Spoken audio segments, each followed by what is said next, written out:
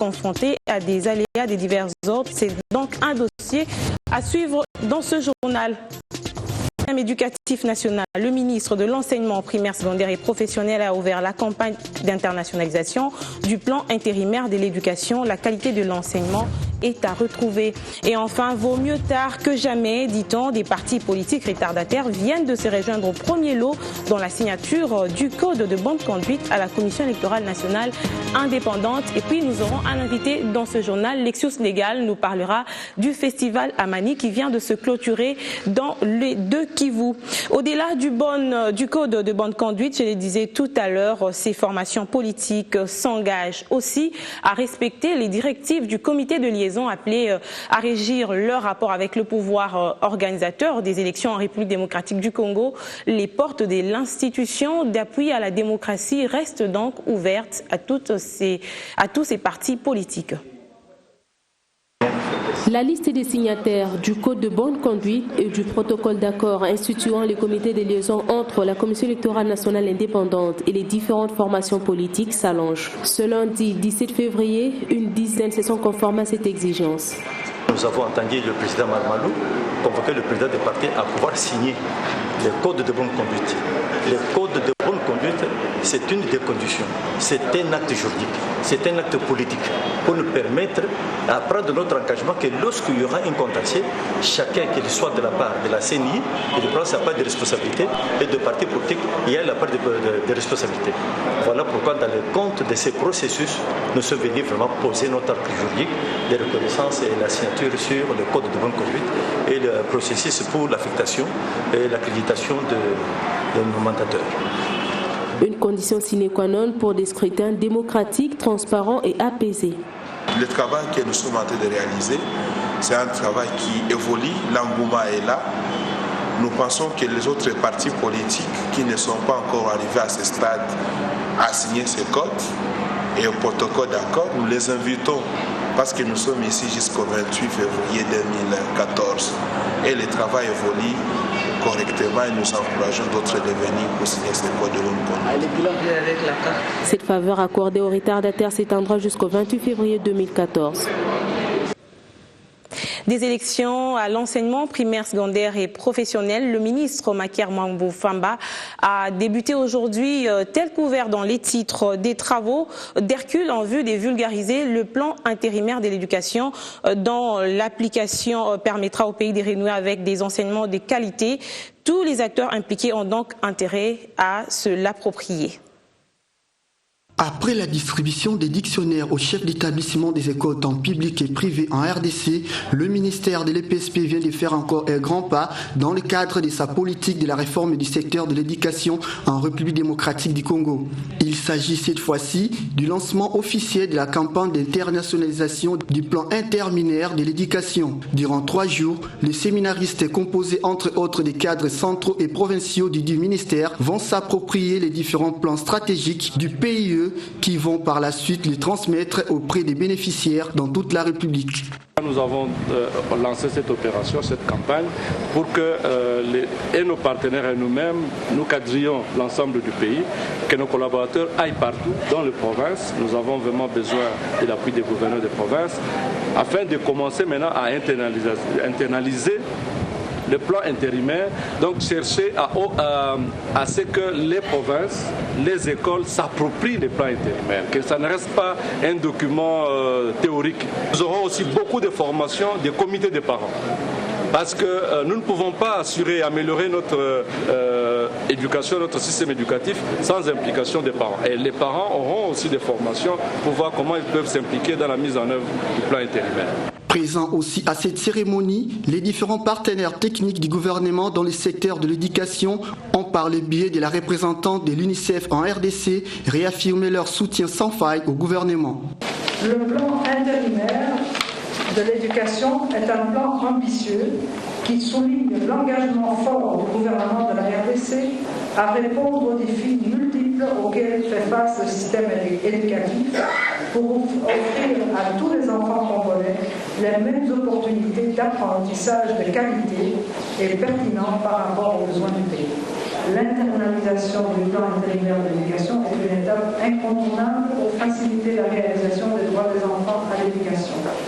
Je saisis cette occasion pour renouveler l'engagement de tous les partenaires, y compris l'UNICEF en tant qu'agence de coordination, à soutenir les efforts nationaux et à suivre les effets sur le terrain. Ce programme a vu les jours en République démocratique du Congo depuis le 15 juillet 2013 et tend à se matérialiser.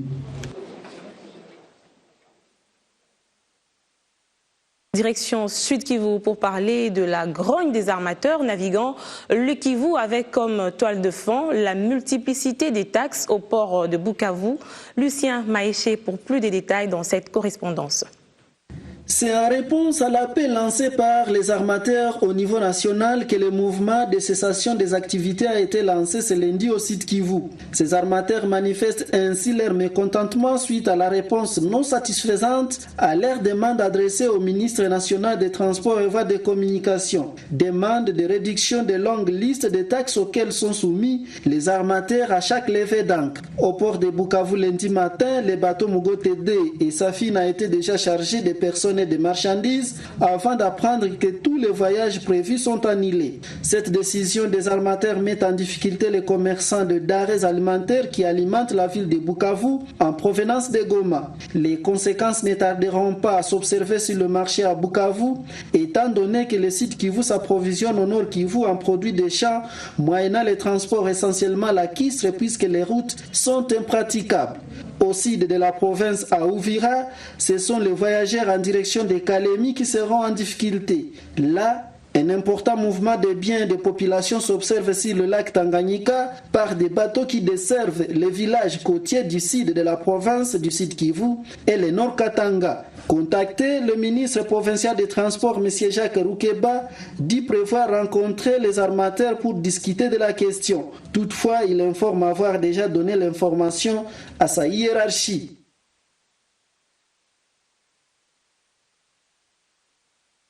À présent, dans le Nord Kivu, où les opérations militaires contre les rebelles ougandais de l'ADF NALU sont totalement soutenues par les élus du territoire de Béni. Ces derniers sont d'avis que la restauration de la paix passe inéluctablement par la contribution de tous. Pour l'honorable Robert Kambale, député national élu de ce coin, toutes ces actions menées par l'armée loyaliste sont à saluer. Les détails dans cette correspondance de Patrick Sialoa. En séjour à Goma, le député national Robert Kambale, élu de Béni Territoire, pense que cette réussite des FARDC sur les ADF NALU témoigne la volonté du gouvernement congolais de neutraliser tous les groupes armés encore actifs au Nord Kivu. Il faut rappeler ici que les NALU sont à territoire de Béni depuis les années 80, soit 86-87, et que c'est quelque chose de louable à moins d'un mois qui soit anéanti jusqu'à ce niveau-là. Et que s'il faut revenir à l'opération Sokola 1, c'est une opération qui a été lancée. Vous savez, le gouvernement avait estimé que la situation de Béni était critique, même si les Nations Unies avaient estimé qu'il fallait commencer par le Walikale, là où se trouvent les FDLR, mais au moins le gouvernement avait pris une bonne option. L'élu de Béni Territoire déclare que l'unique préalable pour un développement au Nord Kivu, avec la construction des routes, reste la paix, et le gouvernement congolais s'y attelle. À Béni, le gouvernement est en train de suivre.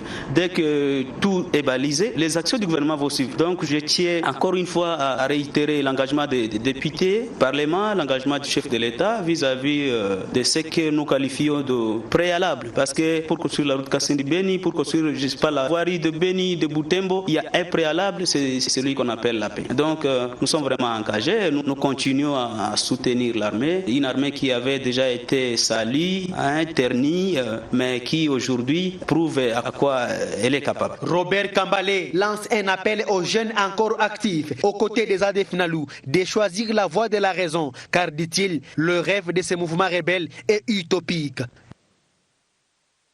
On reste à Goma où le ministre Fridolin Kaswechi a assisté à la signature du contrat pour les travaux de la voirie de Goma ce lundi dans l'après-midi au gouvernorat de la même province entre l'Union européenne et Sobreta. Sobreta, c'est l'entreprise qui a gagné ce marché. 14h, heure de l'Est de la République démocratique du Congo. Fridolin Kaswichi, accompagné de Kimbembe Mazunga, font leur entrée au gouvernorat de province du Nord Kivu, une province qui vit un grand jour ce lundi 17 février.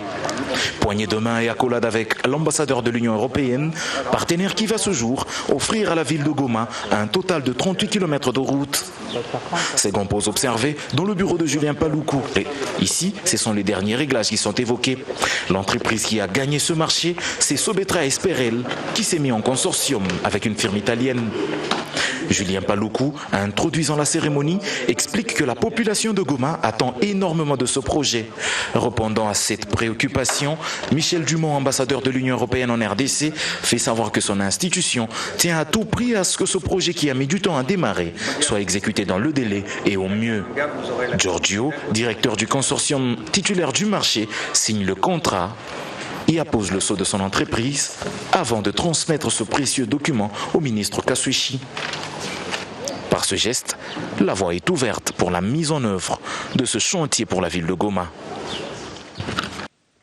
Et juste après cette signature, le ministre des ITPR a donné le coup d'envoi de ces travaux qui donnent sur 38 km de route asphaltée à la ville de Goma. C'était en présence des dignitaires et autres notabilités de cette province, notant que le délai d'exécution est de 24 mois. C'est la grande image à retenir pour la ville de Goma ce lundi 17 février 2014. Fridolin Kaswichi vient par ce geste de donner le coup d'envoi de travaux de réhabilitation et de construction de 38 km de route asphaltée sur un financement de l'Union européenne. Ce geste a été précédé de différents mots, dont celui du gouverneur Julien Paluku, qui a estimé que ces 38 km de route, dont de l'Union européenne, tombent à point nommé après la fin de la guerre. Le directeur général de Sobetra, entreprise attributeur de ce marché, se veut, pour sa part, très pragmatique. Dans un mois, dans le mois de mars, vous allez déjà voir une activité sur les routes ici en ville. Dans les 24 mois, je vous assure qu'il y aura beaucoup de travaux pour tout le monde.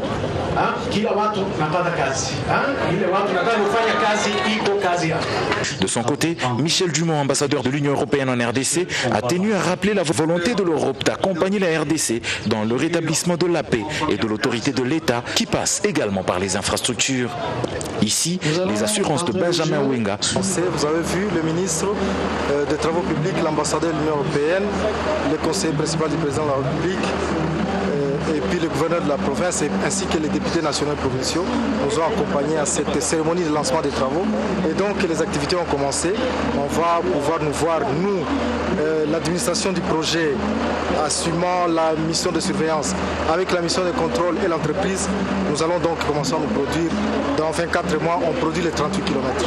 Au terme de l'année 2014, a fait savoir Julien Paluku, Goma pourra bien bénéficier de plus de 50 km de route asphaltée s'il faut compter avec le don de la MONUSCO, l'apport du gouvernement central, celui du gouvernement provincial, en plus de ce don de l'Union européenne. Je voudrais terminer. Et puis ces coups de projecteur sur la justice. À l'échelle internationale, la journée de ce dimanche était consacrée à la lutte contre les crimes commis en République démocratique du Congo, des crimes dont les auteurs sont pour certains détenus à la Cour pénale internationale et d'autres déserteurs encore en cavale. Et pour les chargés de sensibilisation de la Cour pénale internationale en RDC, les seuls crimes commis dans ce pays et connus ne sont pas les seuls à retenir. C'est un reportage signé Christian Elongo. Plus de 6 millions de morts depuis 15 ans, plus de 500 000 enfants enrôlés par force dans les différents groupes armés, plus de 50 femmes violées chaque jour dans le pays. Les crimes qui se commettent en République démocratique du Congo méritaient bien d'avoir une journée pour lutter contre ces fléaux que plusieurs observateurs considèrent comme les plus graves depuis la Deuxième Guerre mondiale. La Cour pénale internationale remplit sa tâche, sa responsabilité en poursuivant les auteurs des crimes graves en République démocratique du Congo, mais il est aussi important de relever que ces allégations de crimes pour lesquels ces personnes sont poursuivies ne signifient pas forcément qu'il n'y a plus d'autres crimes internationaux qui seraient commis. Et ça, c'est une situation qui crée beaucoup plus d'attentes par rapport à la Cour pénale internationale parce que les populations, les communautés se poserait la question de savoir pourquoi, pour les autres crimes internationaux qui seraient commis, la Cour pénale internationale n'interviendrait pas. Une journée instituée par l'Organisation des Nations Unies afin de lutter contre ces crimes et dissuader d'autres criminels pour ne pas laisser tomber ces tragédies dans l'oubli. Ce que la CPI fait, c'est qu'en poursuivant ces auteurs de crimes internationaux, elle lance un message, un effet dissuasif, dans la mesure où les uns et les autres savent que si des allégations de crimes graves sont commis, ils peuvent être poursuivis par la Cour pénale internationale, mais également si la CPI ne les poursuit pas, les juridictions nationales congolaises peuvent les poursuivre. C'est dire qu'il n'y a pas de crimes parfaits. Tous les crimes doivent être punis. Au chapitre emploi, des anciens élèves et diplômés des grandes universités peuvent aujourd'hui jouir de l'emploi grâce notamment à l'opportunité leur offerte par la SODEICO, qui est une entreprise de développement intégral du Congo spécialisée au rapprochement avec des entreprises. C'est un reportage signé Murphy Fika. Mieux vaut tard que jamais, les agents et cadres de la Société de développement intégral du Congo n'ont pas dérogé à la traditionnelle cérémonie d'échange de vœux. Accompagnés de leurs membres de familles restreintes, ils se sont retrouvés pour la circonstance à la résidence officielle de leur administrateur-directeur général afin de partager un moment de divertissement, question de se connaître encore davantage, mais aussi de se détendre après de longues heures passées au travail. La SODEICO Manpower est une entreprise nationale. C'est une entreprise qui se développe et qui est une fierté dans la RDC ici. Ce travail ne se fait pas seul. Ce travail se fait à l'aide des agents et les agents sont soutenus par qui ? Par leurs femmes ou leurs maris ou leurs enfants. Donc c'est normal que pour récompenser les agents, pour montrer que nous sommes fiers d'eux, il faut une occasion où tout le monde se rassemble.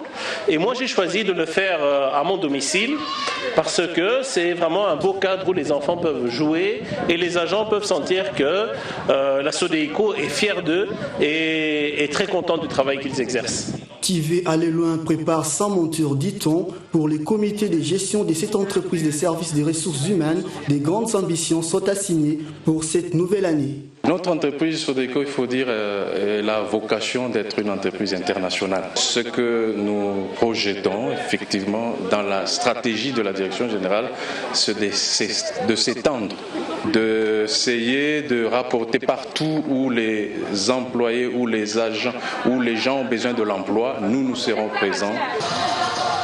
C'est dans une atmosphère bon enfant que cette fête s'est déroulée autour d'une diversité de mets, des boissons et le tout accompagné de la bonne musique qui traduit la communion, mais aussi une certaine complicité entre les comités de gestion et les personnels de cette entreprise qui gèrent les agents dans les entreprises.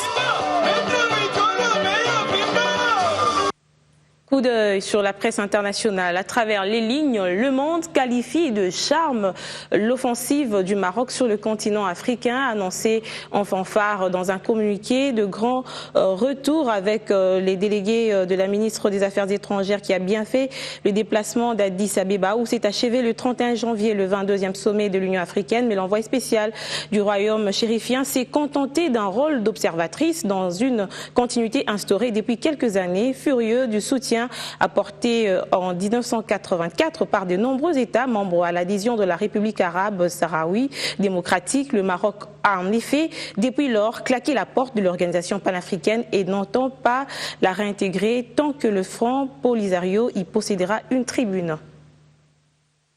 Et puis un avion détourné à Genève, le pirate de l'air arrêté était copilote, c'est à lire dans dernière heure. Un avion Ethiopian Airlines effectuant un vol à Addis Abeba Rome a été détourné aujourd'hui sur Genève et le pirate de l'air a été arrêté à l'aéroport de Genève où l'avion avait été forcé d'atterrir, a annoncé la police suisse. L'avion a été détourné et a atterri à Genève à 6 heures et le pirate de l'air présumé a été arrêté, a précisé un porte-parole de la police de Genève. L'aéroport a été fermé et la situation est maîtrisée.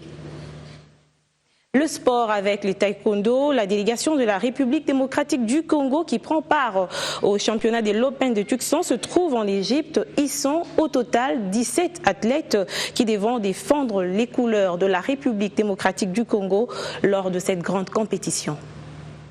C'est dans la ville de Luxor, située à 60 km du Caire, capitale de l'Égypte, que se trouvent actuellement depuis la semaine dernière les athlètes taekwondo de la RDC. Ils prennent part aux qualificatifs du championnat d'Afrique et Coupe du Monde qui se tiennent du 14 au 20 février. C'est le ministre délégué en charge des Finances, Patrice Kitebi, qui les a accueillis à l'aéroport international du Caire. Ce dernier s'y trouve en mission officielle. Donc c'est très encourageant, surtout de voir des jeunes gens, des jeunes filles. J'espère aussi que ça vous forme le caractère, parce que le taekwondo c'est aussi ça, c'est d'abord le caractère, c'est l'état d'esprit, c'est la courtoisie. Et donc nous ne pouvons que vous souhaiter plein succès, une très bonne représentation du pays, parce que là vous allez être des ambassadeurs. Portez haut le drapeau du pays, mais dans le domaine du sport. Tout notre soutien. La délégation est composée de 17 athlètes, 3 entraîneurs qui comptent hisser plus haut la bannière de la nation congolaise. Nous sommes ici au Caire en route pour Luxor pour participer à une grande compétition continentale qui nous permettra d'amasser assez de points pour participer non seulement au championnat d'Afrique mais aussi au championnat du monde. Et c'est déjà le premier pas pour les Jeux Olympiques de Rio 2016 et nous sommes très ravis de rencontrer son Excellence Monsieur le ministre des Finances qui tant soit peu nous soutient de loin dans nos actions parce que c'est lui qui signe tous nos dossiers financiers. Donc nous sommes très très heureux ensemble avec tous les staffs techniques ainsi que l'équipe nationale du taekwondo de la RDC de les rencontrer aujourd'hui. À côté du ministre délégué aux Finances était également présent le directeur adjoint du cabinet du chef de l'État et l'ambassadeur de la RDC en Égypte. Une rencontre qui s'est soldée par une pause photo de famille. Basketball avec des compétiteurs d'un genre très particulier présents dans cette édition. Les départements des médecines physique et réadaptation de l'université de Kinshasa après une journée scientifique sur les thèmes réhabilitation et sport paralympique en vue de soigner les personnes vivant avec handicap et les prévenir contre d'autres maux. C'est bien ici 2 équipes qui s'affrontent sur ce terrain de basket dans l'enceinte de l'université de Kinshasa. 2 équipes dont les athlètes sont tous des personnes vivant avec handicap. Une rencontre organisée par le département de médecine physique et réadaptation de l'université de Kinshasa en partenariat avec l'ICR dans le but de relancer le sport paralympique en République démocratique du Congo afin de mener des activités thérapeutiques, question de prévenir certaines maladies. Ces activités physiques, on les fait dans un but thérapeutique, c'est-à-dire pour les soigner parce qu'ils peuvent récupérer par ces activités, récupérer les fonctions perdues par ces activités. Ils peuvent également pratiquer ces activités dans un but éducatif, c'est-à-dire les activités physiques ont une valeur éducative qui n'est pas méconnue, qui est connue mondialement.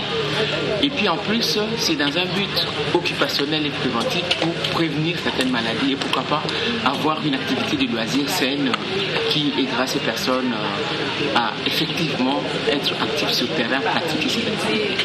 Ces athlètes se veulent ainsi plus attentionnés de toute la communauté. Nous, on essaie de montrer qu'au-delà des handicaps, au-delà des limites, nous avons des capacités, nous avons des talents, que nous voulons même mettre au profit de la communauté. C'est question de nous accompagner et on va faire mieux. Un premier raté et un deuxième, mais le troisième panier est le bon.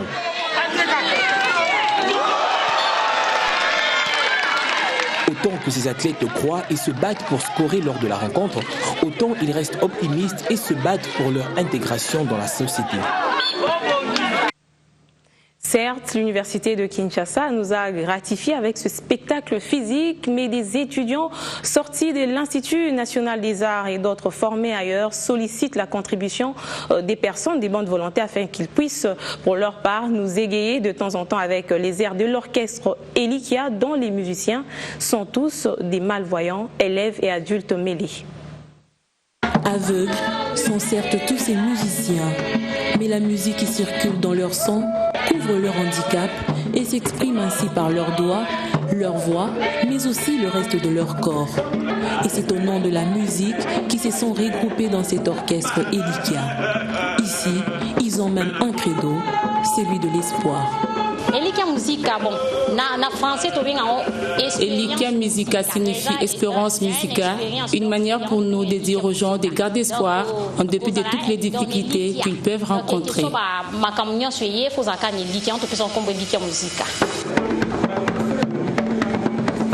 Pour ces apprenants de l'INA, il est temps de considérer les efforts et laisser la musique parler. D'abord, la musique est d'abord un don. Je suis allé la perfectionner à l'école. Et c'est grâce à l'INA que je sais chanter. Mais si moi je chante aujourd'hui, c'est grâce à l'INA. Nous sommes les produits de l'INA et c'est notre professeur qui est l'initiateur de cet orchestre.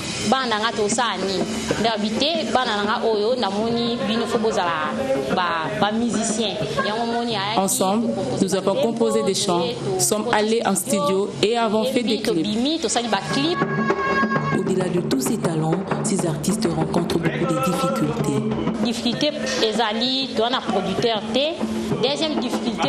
Nous évoluons sans producteur jusqu'ici et nous sommes butés au problème des déplacements.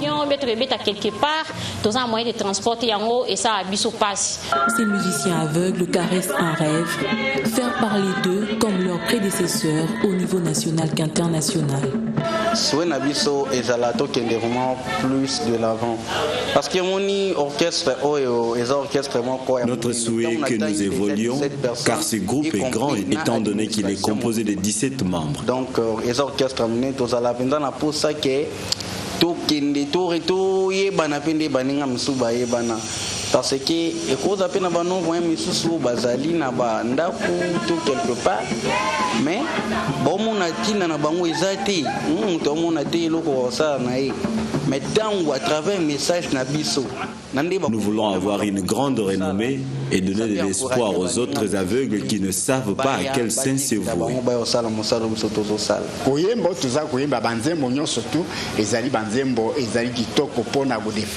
Les thèmes de nos chansons sont bons pour la nation. Nous prenons le développement et l'amour pour tous les continents.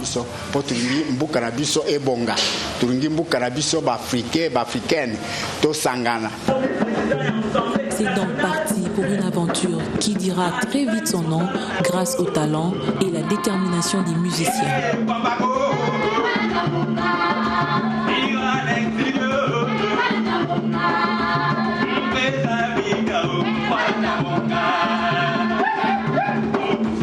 Aveugles sont certes tous ces musiciens, mais la musique qui circule dans leur sang. C'était donc le dossier de cette grande édition du journal, dossier qui a rencontré des aveugles. Certes, ils sont dépourvus de quelques facultés, mais cela ne leur empêche pas d'être utiles à la société. Sur ce plateau, sans transition, nous prenons l'invité du jour qui est également artiste musicien, Lexus Légal. Vous avez suivi avec moi cet élément, un commentaire de votre part. Bonsoir déjà. Bonsoir, merci d'être venu sur ce plateau. Merci, c'est moi. Mais voilà, qu'est-ce que je peux dire par rapport à ce que je viens de voir? Déjà, la musique, c'est, je veux dire, est pilotée d'abord avant tout par l'émotion. Donc, la barrière qui aurait fait que, ben voilà, physiquement, vous n'êtes pas bien, vous ne pouvez pas le faire, je crois que c'est totalement dépassé. Aujourd'hui, même les tétraplégiques peuvent faire de la musique assistée par ordinateur, ce qu'on appelle le MAO. Donc, c'est des choses qui sont, à mon avis, normales. Mais par contre, concernant la spécificité qu'ils ont, je crois que c'est plus l'ordre de ministère de la Culture via le FPC, le Fonds de promotion culturelle, qui peut éventuellement financer et faire bénéficier à ces gens-là, nous faire bénéficier de leurs talents, ou tout simplement, effectivement, il y a des mécènes qui peuvent aussi faire des choses par rapport à cela. On espère que ce cri aura un écho favorable de la part du ministère de la Culture et Arts. Nous vous recevons ce soir, vous revenez d'un festival au Kivu, il s'agit du festival Amani, un petit bilan d'entrée de jeu. Grand festival, très bien organisé pour une première édition. Vous savez, moi-même, je suis initiateur d'un festival, donc je connais très bien les difficultés. Et là, pour une première, très bien organisé, surtout chapeau bas aux bénévoles, les jeunes gens des Kivu, je veux dire de Goma, aux environs, qui ont été engagés comme bénévoles. Chacun a joué son rôle parfaitement. La sécurité pouvait être un peu de trop, parce que c'est quand même un peu dur de voir les policiers, tout ça, devant un festival, mais je crois que, vu le report de l'année passée, depuis l'année passée, je crois que c'était totalement justifié. Plus de 5000 personnes par jour, il fallait déjà le faire. Pour le Kivu, c'était énorme. Les sons impeccables, et voilà. Et nous, on a fait notre métier. c'était... C'était pour chanter la paix. Est-ce que la cible a été atteinte cette fois-ci? Vous allez taire les armes? Je crois que s'il ne s'agissait que de nous, de toutes les façons, les armes n'ont réellement pas leur place, si ce n'est que dans les idées, dans les chocs frontales des idées. Est-ce que la cible a été atteinte? Nous sommes des vecteurs, on est des leaders d'opinion, donc notre rôle c'est à peu près ça. C'est à un moment donné, savoir prendre position, et là, on a pris position pour la paix. Mais comme je l'ai dit, parce que moi je suis allé, bien sûr, pour chanter la paix, mais j'ai dit attention, nous n'avons pas eu tort de faire la paix au détriment de la justice. Donc maintenant, qu'on a des bases solides, on s'est dit que voilà, la paix, on est en train de la consolider, n'oublions pas la justice. Vous savez, on parle du vote de loi d'amnistie et autres. Nous, on dit, ok, les gens vont être amnistiés, les politiques ont fait un travail à leur niveau. On ne va pas dire des s'auto-amnistier, mais d'amnistier les leurs. Maintenant, il ne faut pas oublier... C'était votre part de contribution. Voilà, une justice pour les victimes. Voilà, il faut peut-être aussi arriver à voter une loi pour pouvoir effectivement aider les victimes à surmonter les épreuves qu'ils ont subies de la part des gens dont on est en train d'amnistier. C'est un plaidoyer déjà que vous êtes en train de mener là? En tout cas, je l'ai dit lors de mon concert que vous êtes venu. Donc Biohan était venu l'année passée, le concert à Mani, et là j'ai profité de mon arrivée à Goma, devant la presse aussi, même devant mon public, je l'ai dit. Moi, je ne suis pas contre la CPI, mais je plaide et je suis en train de me battre aussi pour qu'il y ait un tribunal pénal international pour juger du crime au Congo. Et ça, c'est très important. Alors, quels sont les grands artistes qui ont participé à ce festival? Vous, on vous voit déjà lancé. Moi, je suis qu'un artiste. Ben voilà, il y a eu d'abord avant tout Monsieur Lokwa Kanza qui a conclu le festival hier. Malheureusement, j'ai pas vu son spectacle parce que du coup, moi, j'étais dans l'avion pour rentrer, mais j'ai vu des photos sur Facebook, c'était énorme. Il y a eu Monsieur Innocent Baloumé, gosse du pays. Il y a eu des artistes burundais qui sont venus et des artistes rwandais. Des genres de coopération que j'aime bien. C'est-à-dire quand les culturels arrivent à réellement faire des choses là où les politiques ont échoué. Ces artistes étaient là aussi pour parler, pour chanter, et c'était très bien. J'ai invité mon ami Céléo Scram qui était des passages. On s'est vu vraiment à l'hôtel à Goma. Je lui ai dit mais tiens, on va être en concert.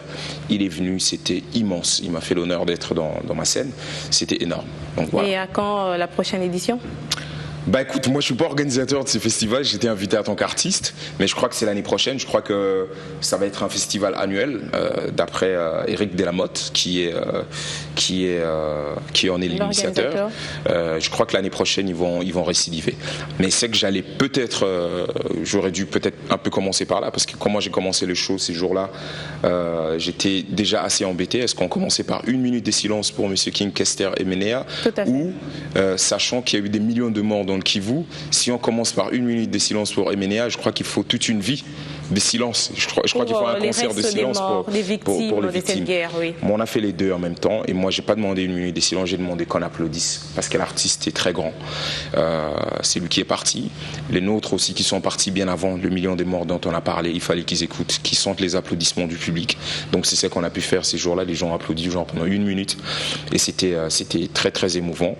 Voilà, comme dit la plupart de mes gars, que ce soit Claude Toumba ou surtout Eddie Kabouya qui avait publié sur Facebook, il a dit mais écoute, la rue quinoise a perdu probablement l'un de ses dignes fils, parce que Monsieur Emenea c'était vraiment la rue mêlée à l'intelligence d'un humain, et son génie est parti avec lui, et voilà, donc je m'incline quoi. C'est vrai qu'à ces occasions vous faites quand même une sensibilisation sur l'immortalisation de certains artistes. Pensez-vous que ça sera aussi le cas avec Emenea qui est un baobab aussi de la musique congolaise? Comme d'habitude, il y a beaucoup d'agitation. Malheureusement, je crois que la mort faisant partie de nous, il serait peut-être déjà temps qu'on commence à penser réellement à une meilleure façon d'honorer les nôtres quand ils partent. Malheureusement, les désordres qui nous gangrènent, mais qui n'est pas propre à la corporation artistique, surgit toujours. Dans tous les cas, on donne l'impression d'être impréparé. Mais bon, personnellement, j'espère qu'il y aura quelque chose qui soit digne de ces grands artistes qu'il a été. En tout cas, je plaide, et moi de ma propre personne, si je peux faire quelque chose, je vais le faire, sans pour autant qu'on me demande, parce que c'est quelqu'un que j'apprécie personnellement. Paix à son âme. Merci Lexius Légal d'avoir répondu à notre invitation de ce soir. C'était l'invité du journal.